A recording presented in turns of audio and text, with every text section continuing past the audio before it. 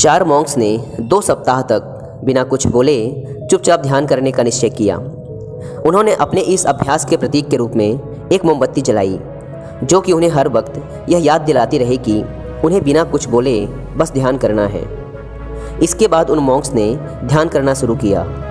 पहले दिन की रात होते होते मोमबत्ती टिमटिमाई और फिर बुझ गई। यह देखते ही पहले मॉन्क ने कहा, अरे नहीं, यह मोमबत्ती तो बुझ गई। दूसरे मॉन्क ने कहा, हमें बात नहीं करनी चाहिए, हमने कुछ भी ना बोलने की कसम खाई थी। तीसरे मॉन्क ने कहा, तुम दोनों को बोलने की क्या ज़रूरत थी। चौथा मॉन्क हंसा और बोला, हा हा हा, मैं अकेला हूँ जिसने बात नहीं की। दोस्तों, उन सभी के बोलने के अपने अलग अलग कारण थे, लेकिन चारों में से प्रत्येक ने बिना कुछ सोचे तुरंत ही अपने विचार रख दिए। उनमें से किसी ने भी स्थिति को सुधारने का प्रयास नहीं किया। उसी आश्रम में उन चारों के अलावा एक बूढ़ा बुद्धिमान मॉन्क भी था। वह बिना कुछ बोले और उनकी तरफ ध्यान दिए बिना ही चुपचाप ध्यान करता रहा। इस तरह से उस बुद्धिमान मॉन्क ने बिना एक शब्द बोले उन चारों को ही उनकी गलती का एहसास करा दिया, जो कि वो चारों बोलकर भी नहीं कर पाए। बिना सोचे समझे और ज़रूरत से अधिक बोलने पर हमें खुद ही लोगों के सामने शर्मिंदा होना पड़ता है।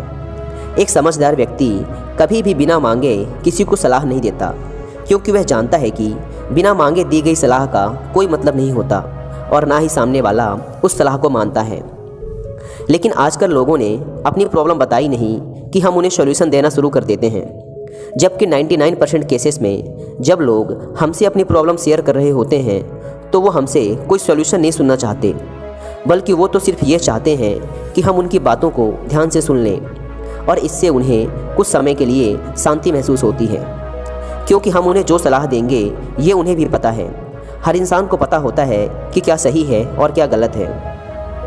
इसलिए जब अगली बार हमसे कोई अपनी प्रॉब्लम शेयर करे तो हम बस उसकी बातों को ध्यान से सुने, उसे सलाह देना ना शुरू कर दें जब तक कि उसने मांगी ना हो, क्योंकि सामने वाला इंसान बस हमसे इतना ही चाहता है कि हम उसकी बातों को ध्यान से सुने और समझें। ये बात तो आप लोगों ने भी सुनी होगी, हम जितना कम बोलते हैं उतने ही समझदार होते जाते हैं, और इसका उल्टा भी उतना ही सही है। जो जितना बुद्धिमान होगा वह उतना ही कम बोलेगा।